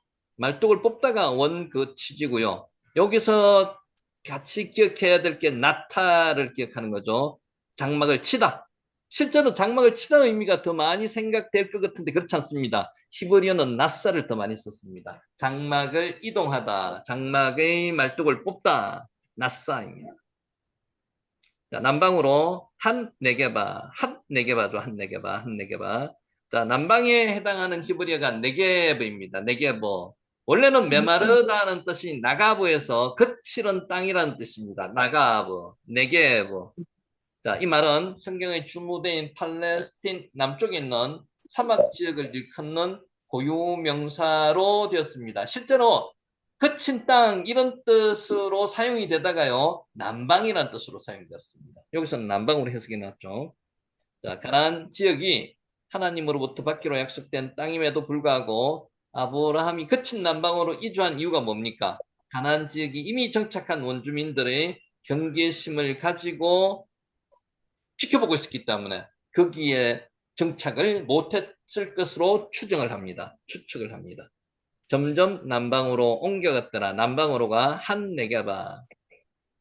거친 땅으로. 남방에 있는 남쪽에 있는 광야 지역이죠. 네게버. 네게버. 이게 뭐라고요? 남쪽을 의미합니다. 거친 땅이 의미가 변해서 남쪽에 있는 땅으로 변했다는 거죠. 그 남쪽이라는 의미로 네게버가 지금 사용되고 있다는 겁니다. 네게버. 그래서 우리는 네게브 하면은 거친 땅이라는 의미와 남쪽이라는 의미 두 가지를 동시에 생각하셔야 됩니다. 자, 이제 1절에서 9절까지 영적인 묵상을 한번 해보고요. 설교하실 때 요 주제로 말씀을 전하셔도 좋을 것 같습니다. 자, 한번 제가 불러드릴게요. 하나님은 항상 우리를 먼저 불러주십니다. 아브라함을 하나님께서 먼저 찾아오셨습니다. 아브라함이 하나님을 찾아가지 않습니다. 종교는 두 가지 세계 종교는 있습니다. 먼저 신이 사람을 찾아오는 종교가 있고요. 그게 계시 종교라고 이야기합니다. 사람이 신을 찾아가는 종교가 있습니다. 우리는 하나님은 계시 종교를 하나님이 먼저 찾아오십니다. 수행 종교라고 그러죠. 사람이 신을 찾아갑니다. 그게 불교가 대표적입니다. 여호와께서 아브라함에게 이르시되라고 말씀하셨습니다. 먼저 찾아오셨습니다. 우리가 주목해야 할 사실은 아브라함이 먼저 하나님을 찾아가서 부른 게 아닙니다. 하나님이 먼저 아브라함을 부르셨습니다. 아브라함뿐만 아닙니다. 죄를 지은 아담을 하나님께서 먼저 찾아오셨습니다. 하나님께서 부르셨습니다. 홍수 심판 때에도 유일하게 살아남은 집안의 가장인 노아에게도 하나님이 먼저 찾아오셨습니다. 인간이 성경은 먼저 찾아간 적이 없습니다. 구약의 가장 위대한 모세, 이스라엘의 가장 위대한 다윗 왕도 가장 비참한 상태에 있을 때 하나님이 먼저 찾아와서 불렀습니다. 이게 중요합니다. 어떤 상태에? 비천한 상태에 있을 때. 위대한 상태, 능력 있는 상태에서 부르지 않았습니다. 모든 선지자들도 마찬가지였습니다. 어렵고 힘들고 가난하고 남들이 알아주지도 않을 때 불렀습니다. 선지자들 스스로 어떤 특별한 것을 깨달아서가 아니라 하나님이 그들을 부르시고 그들에게 먼저 말씀해 주셨기 때문에 하나님의 뜻을 선포할 수가 있습니다. 여러분, 하나님의 위대한 종들은요, 하나님께서 능력 있는 사람을 절대로 쓰지 않습니다. 능력 있는 사람을 안 쓰는 이유가 뭡니까? 하나님을 나타내지 않기 때문에 그렇습니다. 위대한 종들은요, 네 비천하고 힘없고 연약한 종들을 하나님께서 불러가지고 쓰시는 겁니다. 지금도 그렇습니다. 신약의 예수님의 사도들도 마찬가지로 먼저 예수님이 불러주셨습니다. 여러분 실망하지 마세요. 늦었다고 실망하실 필요가 없습니다. 하나님이 불러만 주시면요. 이 세상의 것은 아무 의미가 없습니다. 하나님께 귀히 쓰임을 받을 수 있는 금그릇처럼 사용되면 된다는 거죠. 그러니까 그것을 자학하고 나는 안 돼라고 포기하시면 안 된단 말입니다. 지금이라도 하나님께서 불러주시면은요, 하나님께서 크게 사용하실 수 있습니다. 하나님만 의지하시기 바랍니다. 더욱 중요한 것은요, 바로 우리 자신의 경우도 내가 먼저 하나님을 알고 부른 것이 아닙니다. 하나님이 우리를 먼저 불러주셨잖아요. 교회에서 감격해서 지금 하나님께 예배드리고 하나님께 기도드리고 있는 우리가 아닙니까? 그것을 꼭 생각하시기 바랍니다. 아브라함을 생각하시기 바랍니다. 아브라함은 미래에서 하나님이 부르신 게 절대로 아닙니다. 정말로 나약하고 정말로 순수하고 힘도 없고 연약한 사람을 하나님께서 부르셔서 뭘로 만들어 주셨습니까? 믿음의 조상으로 만들어 주신 거죠. 그래서 아브라함의 믿음으로 믿음의 조상이 된 게 절대로 아닙니다. 하나님께서 불러주시면 믿음의 조상으로 만드실 수도 있고요. 하나님께서 불러주시면 이 세상을 구원할 자로 이 세상의 복음 전파를 위해서 하나님께 크게 들어 쓰실 수도 있다는 겁니다. 그 믿음을 오늘 꼭 가지시기 바랍니다. 희망을 가지시기 바랍니다. 아마르, 말하다는 뜻입니다. 이 단어는 이제 알고 계시죠? 아마르. 사람이 하나님을 먼저 찾는 것이 아니고요. 오직 하나님이 먼저 불러주시는 것, 이것만이 바른 순서입니다. 아까 말씀드렸죠. 기독교는 계시 종교라고 합니다. 그 외에는 수행 종교라고 합니다. 하나님이 먼저 찾아오시는 게 계시 종교입니다. 이것은 너무 중요한 사실입니다. 우리는 죄인이기 때문에 처음에는 하나님을 부를래야 부를 수도 없습니다. 하나님을 찾아갈 수도 없습니다. 그런데 하나님이 우리를 먼저 부르시고 각자의 구원과 소명을 주십니다. 얼마나 큰 은혜입니까? 하나님이 먼저 우리를 위해서 십자가에 못 박혀 죽으셨습니까? 죽으셨습니다. 이게 은혜라는 거죠. 그 은혜를 깨달으면요. 하나님께 예배 자체가 달라집니다. 예배 자체가 달라집니다. 신령과 진정으로 예배를 드릴 수밖에 없다는 거죠. 그 감격을 모르기 때문에 우리가 지금 다른 잡다하게 예배를 드리고 하나님이 주가 아니고요. 자기가 주가 되어가지고 종교적인 행위를 하시는 분이 많습니다. 그래서는 안 된다는 거죠. 모르는 사람은 참으로 감사함을 모르는 자이거나 하나님의 부르심의 가치를 모르는 자들입니다. 이 감격을 못 느끼신 분은 그럴 수 있습니다. 하나님이 우리를 위해서 십자가에 못 박혀 죽으셨는데 우리가 감사하지 않을 이유가 뭐 있습니까? 성도가 된 사람 중에서 하나님이 부르시지 않은 사람은 한 사람도 없습니다. 하나님이 부르신 성도 중에서 구원과 소명을 받지 못한 사람은 한 사람도 없습니다. 우리가 먼저 하나님을 부를 수도 없었습니다. 죄인이기 때문에 부르지도 않았기에 이제 하나님 안에 들어온 우리는 언제나 나의 생각이 아니라 하나님의 뜻에 맞는 생활을 하여야 한다는 것입니다. 믿음이 깊어지면요. 하나님을 내세우고 나는 점점 더 낮아지는 자리에 갑니다. 나는 매일 십자가에 매달려 죽습니다. 이게 믿음의 사람입니다. 이런 사람이 되기까지 하나님이 우리의 노력으로 되는 게 절대로 아닌 거죠. 하나님의 노력으로 된다는 것을 우리는 아브라함을 통해서 지금 배우고 있는 겁니다. 아마르, 말하다는 뜻입니다. 말하다, 아마르. 자, 구원받은 성도는요, 과거의 죄의 자리에서 떠나야 합니다. 아직까지도 죄의 자리에서 떠나지 못해가지고 지금 헤매이는 사람이 있습니다. 자, 하나님은 아브라함에게 너는 너희 고향과 친척과 아버지의 집을 떠나라고 하셨습니다. 레카라고 그랬죠. 이 레카에 대해서는 우리가 기본적으로 아는 것 외에 또 여러분이 또 다른 섭득할 것이 있으면 섭득하셔가지고 덧붙여도 상관없습니다. 레카의 히브리어 원뜻만 아시면 충분히 가능한 겁니다. 고향이란 아브라함이 태어나 지금까지 살아왔던 메소포타미아, 여기 1차 명령 때 나타났는 거고요. 가르치는 말로 우상 숭배가 만연했던 곳입니다. 친척과 아버지의 집이란 우상을 숭배했던 아브라함 혈족과 그 부모 형제를 가리키는 것이고요. 따라서 고향과 친척과 아버지의 집을 떠나라는 말은 과거 죄악된 간섭에 젖어있던 과거 모든 인연에서 청산하라는 겁니다. 완전히 인연을 단절하는 그런 의미로 잘못 해석하시는 분이 있는데 그렇게는 하는 거 아닙니다. 여기서 특별히 주목할 것은 고향과 친척과 아버지의 집이라는 삼중적 강조입니다. 성경에서 3은 완전수죠. 하늘의 수가 3입니다. 성부, 성자, 성령. 땅의 수가 4입니다. 동서남부. 그래서 하늘의 수 3, 완전수입니다. 세 가지를 떠나라겠죠. 완전히 떠나라는 겁니다. 고향과 친척과 아버지의 떠나라는 말은 아브람과 그가 예표하는 모든 부름받은 성도들이 죄의 자리에서 어떻게 떠나라고요? 완전히 떠나라는 겁니다. 완전히. 그게 3이라는 의미고요. 성도는 부름받는 즉시로 과거의 제약된 삶을 완전히 청산하고 거룩한 삶을 살아야 합니다. 성도가 하나님의 부름을 받고도 거짓된 세상 가운데 머물러 있다면 그것은 결국 거룩하신 하나님으로부터 버림받는 운명에 처할 수밖에 없다는 겁니다. 꼭 명심하셔야 됩니다. 하나님의 부름을 받고도 제약된 세상 가운데 머물러 있다면 하나님으로부터 버림받는 운명일 수밖에 없다는 겁니다. 그래서는 안 된다는 거죠.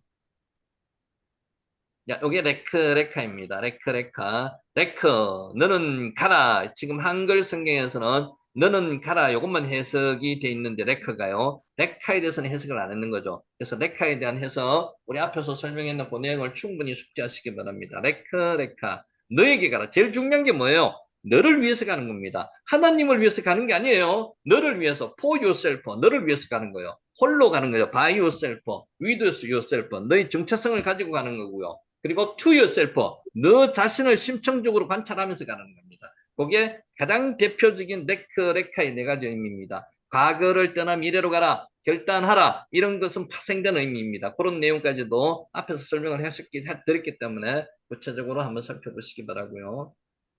자, 세 번째, 하나님의 영광을 위해서는 우리의 희생을 감수해야 됩니다. 그런데 하나님의 영광을 위해서 우리 희생을 감수하도록 하나님께서 먼저 우리를 희생을 감수하도록 하시지 않습니다. 하나님은 아브라함에게 가나안 땅을 주실 것을 약속하시면서 고향과 친척과 아버지의 집을 떠나라고 했습니다. 제가 아까 말씀드렸죠. 고향과 친척과 아버지의 집을 떠나야만 될 여건을 하나님께서 조성해 놓으셨습니다. 그렇기 때문에 떠날 수 있었다는 거지. 무조건 떠날 수 있었다는 건 아닙니다. 아브라함이 약속의 땅을 차지하기 위해서는 고향과 친척과 아버지의 집을 떠나야만 했습니다. 고향과 친척과 아버지의 집이란 앞에서 언급한 대로 아브라함이 머물러서는 안 될 과거의 죄악된 자리를 의미하지만 한편으로는 아브라함이 현재 누리고 있는 사회적 유대 관계와 경제적 기반, 각종 기득권, 평안한 생활 등을 상징하기도 합니다. 아브라함이 약속의 땅 가나안에 들어가기 위해서는 엄청난 희생을 감수해야만 했습니다. 근데 하나님께서도 아까 레크레카 때 설명을 했죠. 누구를 위해서 가는 겁니까? 자기를 위해서 가기 때문에 엄청난 희생을 감수하는 것보다 자기한테 훨씬 더 도움이 되는 거죠. 영생에 걸린 문제입니다. 더욱이 오늘날과 같이 치안이 정착되지 않는 상황에서 아브라함이 본토, 친척, 아버지 집에서 가나안까지 여행하려면요. 죽음까지도 각오하지 않으면 안 되는 것이었습니다. 문화권을 넘나드는 유프라테스 강을 걷는 것은 죽음을 의미한다고 말씀을 드렸습니다.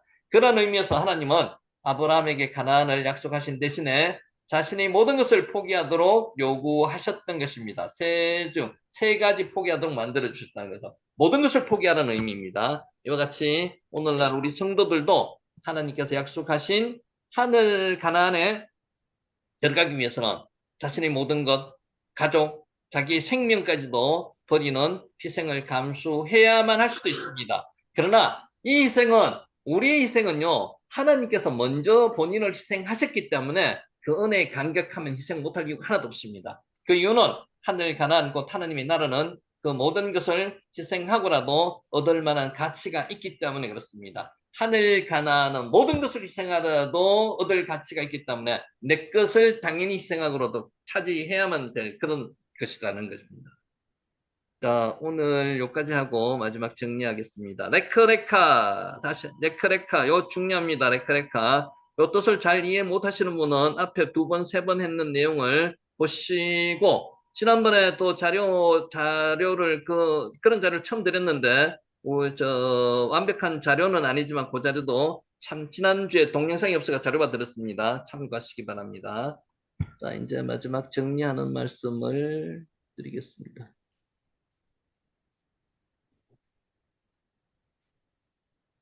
자, 오늘은 이 말씀으로 정리하겠습니다. 자, 하나님의 놀라운 반전 드라마. 반전이 뭡니까? 역전이라고 보심이 들으셨죠? 역전. 역전. 뒤집는 겁니다. 뒤집는 거. 반전. 하나님은 역전의 하나님입니다. 하나님은 반전의 하나님이십니다.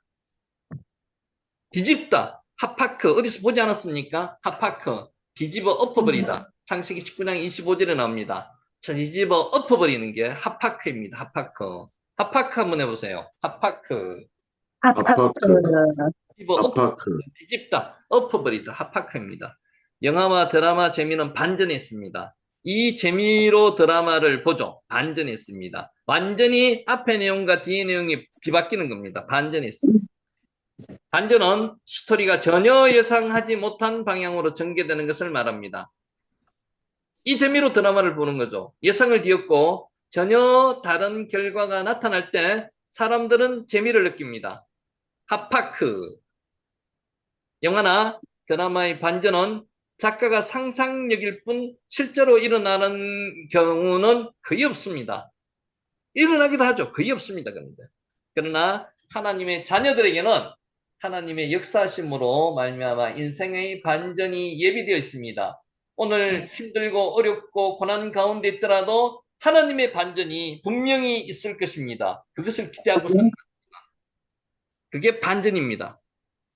우리는 성경 속의 반전 드라마를 통해서 반전을 기대하는 믿음을 가질 수가 있습니다. 핫파크, 뒤집다, 엎어버리다, 핫파크. 삼손은 사랑하는 들릴라에게 자기 힘의 비밀을 누설했습니다. 안 가르쳐줘야 되는데 삼손이 여자에 약했습니다. 그러니까 이 약점을 마귀는 잘 이용하는 거죠. 결국 넘어가서 삼손은 들릴라로 통해서 비밀을 누설했습니다.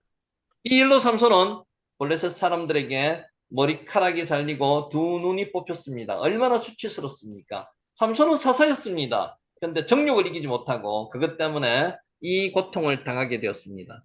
삼손은 노줄에 매어서 옥에서 맷돌을 돌리는 비참한 인생이 되고 말았습니다. 이게 하나님의 사사가 해야 될 이런 일이 맞습니까? 아닙니다. 이게 반전이 있다. 그렇죠. 반전이 있습니다. 삼손의 인생은 이렇게 끝나는 것 같았습니다. 그런데 끝이 아니었습니다. 삼손이 밀린 머리털이 다시 자라기 시작했습니다. 여러분, 이런 거 한번 생각해 보셨습니까? 삼손의 힘의 비밀이 머리카락에 있습니다. 그러면 블레셋 사람들도 분명히 머리카락을 알았을 겁니다. 자라나는 것을. 그런데 왜 머리카락을 경계하지 않았을까요? 이게 하나님의 역사라는 겁니다. 있게 만드셨다는 거죠. 저는 항상 궁금했습니다. 하나님은 있게 만드실 수도 있고요. 생각나게 하실 수도 있습니다. 블레셋 사람이 삼손의 머리카락을 자라는 것을 있게 만드신 분이 하나님이시라는 겁니다. 블레셋 방백들은 그들의 신, 다곤에게, 이게 물고기 신입니다. 제사를 드리는 날 삼손을 불러내서 제주를 부리겠습니다. 머리카락을 자르는 것은 생각도 못했습니다. 블레셋 사람들은. 이때 삼손은 죽기를 강구하고 하나님께 부르짖어 기도했습니다. 카라, 부르짖다는 뜻이었죠. 주 여호와여 구하옵나니 나를 생각하옵소서. 오늘도 이런 기도가 우리에게 있으시기 바랍니다. 주 여호와여 구하옵나니 나를 생각하옵소서. 하나님께서는 벌써 우리를 알고 계십니다. 생각하고 계십니다. 그래도 기도 한번 해보세요. 하나님이여 구하옵나니 이번만 나를 강하게 하사 나의 두 눈을 뺀 블레셋 사람에게 원수를 단번에 갖게 하옵소서. 사사기 16장 28절 말씀입니다. 하파크 반전이 일어납니다. 그리고 삼손은 신전의 두 기둥을 양손으로 끌어안고 밀쳐가지고 했는 게 우리 보통 성경 예화의 그림인데 그렇지 않습니다. 끌어안았습니다. 당겼습니다. 끌어안고 힘을 썼습니다. 그러자 신전이 무너져 그 안에 있던 방백들과 백성들 3,000명이 죽임을 당하고 삼손은 원수를 갚을 수 있었습니다. 이게 하나님의 반전입니다. 마지막에 사사로서의 위엄을 찾았다는 것입니다. 다니엘을 시기한 바사의 총리와 고관들은 다니엘을 제거하려고 허물을 찾았습니다. 하파크 반전이 일어납니다. 그러나 아무런 허물을 찾지 못하자 왕을 위하는 척하며 다니엘을 사자군에 집어넣을 수밖에 없는 법령을 만들어버렸습니다. 결국은 사자굴에 던져졌다는 거죠. 뒤늦게 신하들의 업무를 알게 된 다리오 왕은 다니엘을 구원하고자 했습니다마는 늦었습니다. 의인이 지켰기 때문에 달리 방법이 없었습니다. 하파크, 결국 다니엘은 사자굴에 던져졌습니다. 우리가 지금 그림으로 봐서 이렇지 사자가 며칠을 굶겨버리면요 뼈까지 아작아작 씹어먹습니다. 그런데 이 안에 다니엘을 집어넣었는데 다니엘은 사자가 잡아먹지는 못합니다. 다니엘이 무사하기를 왕은 바랬습니다. 왕은 새벽에 일어나서 급히 사자굴로 가서 다니엘이 살아있는지를 물었습니다. 보통 통상의 경우 같으면 죽어 없어지는 거죠. 뼈까지 씹어서 아삭아삭하게 사자들이 먹어버렸습니다. 그러나 다니엘이 대답했습니다. 하파크입니다. 나의 하나님이 이미 거의 천사를 보내어 사자들의 입을 봉하셨으므로 사자들이 나를 상해하지 못하였사오니 이는 나의 무지함이 그 앞에 명백함이 오며 또 왕이여 나는 왕에게도 해를 끼치지 아니하였나이다. 이게 하나님의 하파크 반전입니다. 다리오 왕은 심히 기뻐하며 다니엘을 사자굴에서 끌어올렸고요. 왕은 다니엘이 들어갔던 사자굴에 그 신하들을 던져서 죽였습니다. 굶주린 사자들은 그들이 굴바닥에 닿기도 전에 그들을 움켜서 뼈까지도 아삭아삭 부스러뜨려 먹어버렸습니다. 아하수에로 왕이 바사를 다스릴 때 하만이 실권을 잡고 있었습니다. 아말렉 족속 하만, 하파크. 하만은 왕궁을 드나들 때 자신에게 무릎을 꿇지도 않고 절도 하지 않은 문지기 모르드게가 몹시 눈에 거슬렸습니다. 아마 문을 지키는 책임자였을 것이라고 보통 성경학자들은 추정을 합니다. 모르드게가. 하만은 화가 나서 모르드게뿐만 아니라 그의 민족까지 멸하고자 했습니다. 하만이 실권자 1위였지만은 왕 다음이었지만은 모르드게가 절을 하지 않았습니다. 절을 하지 않은 이유가 여러 가지가 있습니다. 아말렉 족속이기 때문에 그런 부분도 있고요. 여러 가지가 있습니다. 자, 이로 인해서 바사에 있는 유다 사람들이 금식하며 기도했고요. 에서드는 죽으면 죽으리라는 가정으로 왕에게 나아갔습니다. 하만은 모르드게를 메어 달 나무를 세워놓고 왕에게 청혼하려 했습니다. 그때 왕은 이게 이제 하나님이 역사하시는 거죠. 밤에 잠이 오지 않아서 역대 일기를 가져다가 읽히던 중에 모르드게가 세운 공로를 알게 되었습니다. 왜 그 밤에 그것을 읽게 만들었을까요? 이 하나님이 역사하시는 거죠. 하파크 반전을 위해서. 모르드게는 왕을 암살하려는 사람들의 음모를 알려서 왕을 구했습니다. 그런데 아무 포상도 이루어지지 않았던 것입니다. 그것을 왕이 알게 되었습니다. 왕은 뒤늦게 모르드게를 포상하려고 하만에게 그 방법을 물었습니다. 하만은 왕이 자신에게 상을 베푸는 줄 알고 왕복과 왕이 타는 말과 왕관을 가져다가 그에게 입히고 씌우고 태워서 성중 거리를 다니게 하되 왕이 가장 존귀하게 여기는 신하에게 이 일을 맡기라고 했습니다. 자기 무덤 자기가 파는 거죠. 그러자 왕은 하만에게 모르드게에게 그렇게 하라고 명령했습니다. 하만의 업무가 드러남으로써 그는 모르드게를 매달려고 했던 나무에 자신이 매달려 죽고 말았습니다. 이게 하파크 반전입니다. 하파크. 성경에 나오는 최고의 반전 드라마는 예수님의 부활입니다. 여러분, 이 반전 드라마, 이것은 우리의 정말 하나님이 우리 구세주시라는 것을 깨닫는 사건입니다. 예수님을 십자가에 못 박아 죽인 유대 종교 지도자들은 자신들이 승리했다고 생각하며 기뻐했습니다. 하파크. 그러나 3일 후에 무덤 문이 열리고요. 예수님은 다시 살아나셨습니다. 예수님은 부활을 통해서 저주를 받아 나무에 달린 자가 아니라 오히려 하나님에게 옳다고 인정받으신 분이 되셨습니다. 또한 예수님은 수치의 죽음을 당한 자가 아니라 오히려 모든 사람에게 생명을 주시는 하나님의 능력이 되셨습니다. 합학합니다. 뒤집어 엎다, 뒤집다는 뜻입니다. 엎어버리다는 뜻입니다. 하나님은 반전 드라마의 주인공이십니다. 우리의 상황도 반전이 일어날 줄 믿습니다.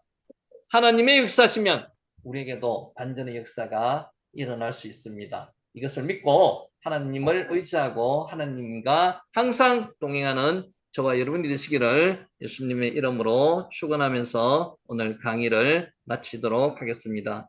잠깐만 나가시지 마시고요. 오늘은 될는지 몰라도 출첵 좀 해주시고요. 자, 요거 일치 중지하고 녹음 중지.